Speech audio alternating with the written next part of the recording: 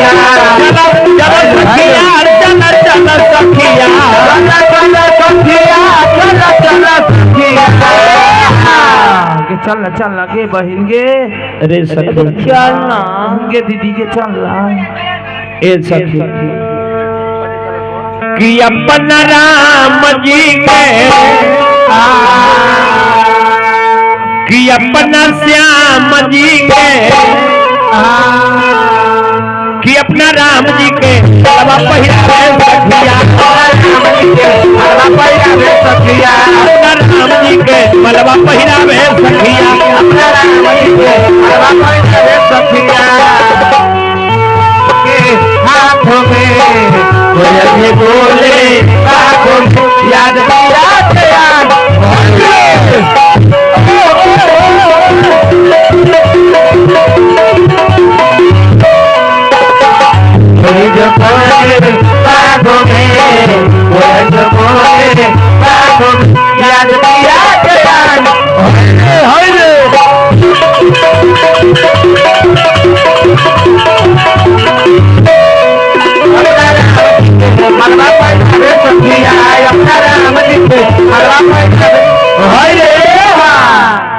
और देखा जाए जयमाल प्रसंग में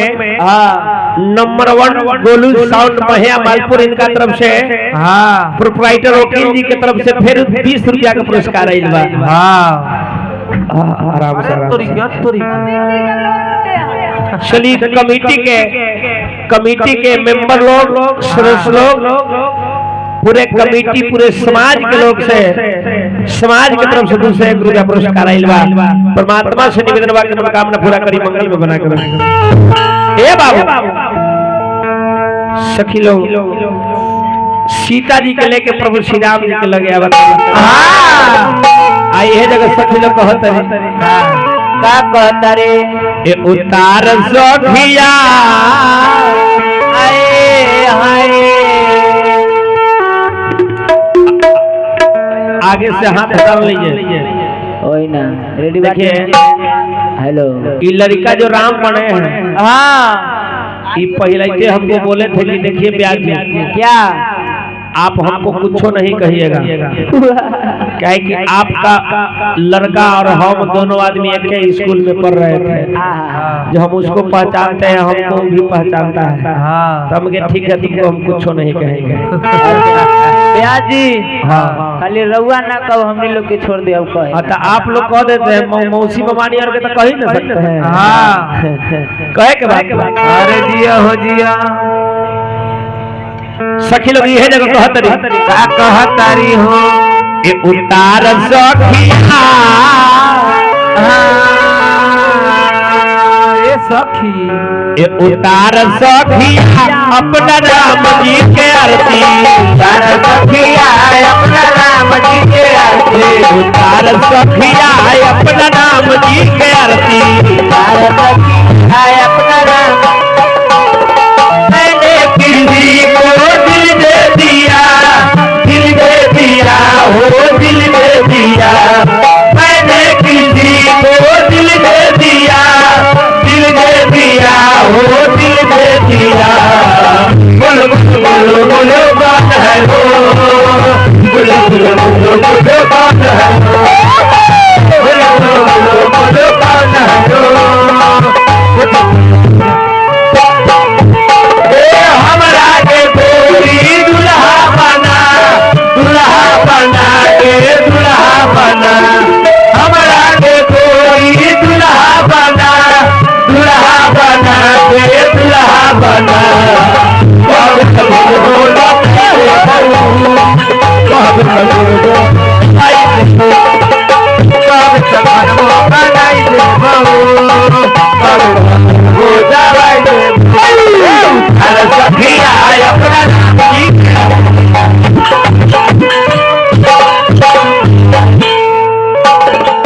कंचन धारा का पूरा का बाती कंचन धारा का पूरा का बाती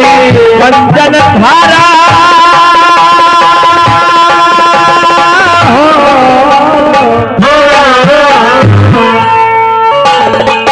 कंचन धारा का पूरा का बाती कंचन धारा का पूरा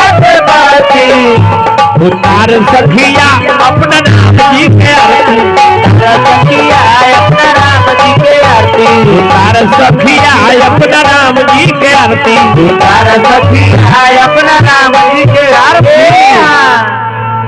आरती उतारनी सखी लोग ये जगह थाली ली थाली ले आरती उतारी ब्याह जी हाँ मुंह मीठा करा दी ही लड़का के हाँ ना होई स्पंज तो बतासे मंगा दी ओसे निमन ये केरे है ये जगह सखी लोग कह तरीका सखी लोग कह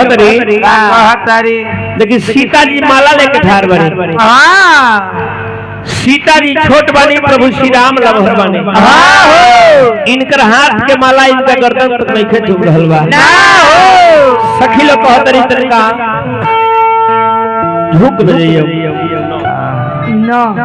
नो बाप रे तनका झुक न जाइयो नो आय ओ इतना साफ विचार न करे छी प्रभु श्री राम जी ना झुक रहल बनी सखी लोग कहेले का कहेले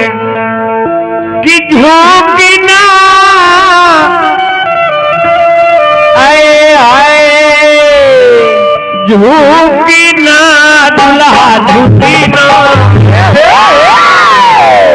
ये दुल्हा सरकार ए लोमान जी आय अरे मेहमान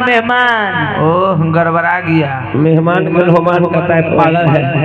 इसको बुझने नहीं आता है सब पागल है कि घर से भागलो है हेलो बेस हो गया भैया कि झुकी ना दुल्हा झुकी ना ठेहुना जी आय अरे तोरो दिमाग सब ठेहुने में घुसल बा का क्या हुआ? पहुना ओह गड़बड़ा जाता है ब्याह जी बताइए पहुना के ठहुना कहता है हाँ तो सिया जी पहिराई है जय मां दुल्हा झुकी ना सिया जी पहिराई है जय मां दुल्हा झुकी ना जी पहिरी है जय मां दुल्हा झुकी ना सिया जी पहिराई है जय मां दुल्हा झुकी ना ऐसन भातार के बाहर से बढ़नी ऐसन भातार के बाहर से बढ़नी निकले मौका का आए हे दादा निकले मौका का नहीं ऐसन भातार के बाहर से बढ़नी ऐसन भातार के बाहर से बढ़नी देखिए के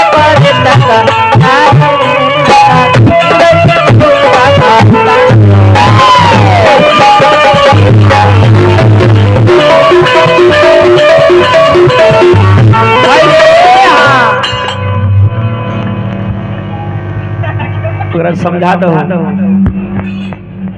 दिमाग का नाम नहीं है इसको क्या कीजिएगा तेरा नो कि सखी सब हो गईले लोगों के दीवाना इसके दीवाना हो केहू का मंगल केहू का भक्तिया गाना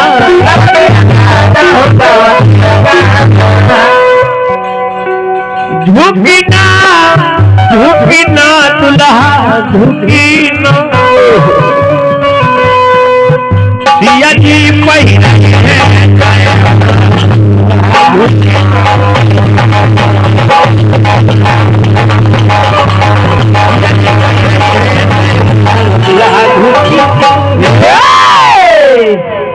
प्रभु श्री राम जी ना झुक रहल बनी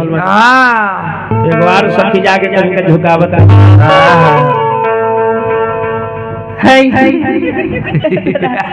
ब्याह जी एकरा से ना झुके तू झुकाओ हम वैसे ही झुकबे करता थी तोरा से ना झुकी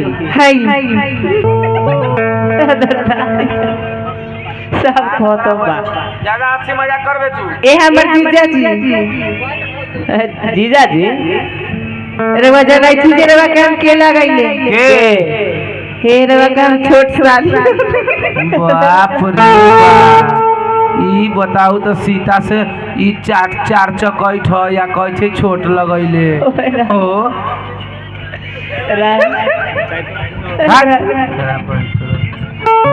रउआ तो लम्बा छिए तार खानी हमरा किशोरी जी बड़ी छोट छथी हे ना झुकबै त गला में माला कैसे डलाए तो के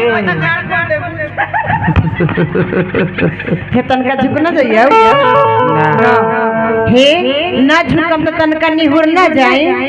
ना ए सुन ना हाँ। उन्होंने निहुर चिंता उनकर बदला तू ही निहुर ना जाई तोरा देखती मार ले निहुर जाती जा सोचिया उसे कला कोची की बाप रे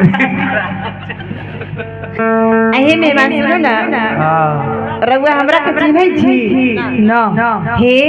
हम सीता जी के छोट बहिन हती बाप रे ई तो डबल हम खाए पिए पर लम्मा हो गेनी ओ डबल कैल्शियम खिंचै छ की त रउआ के लागब बोला छाली ई कौन दूध के छाली होती ए रउआ के लागब साली आही हो हमर जीजा जी रे तोरा अरे तेरा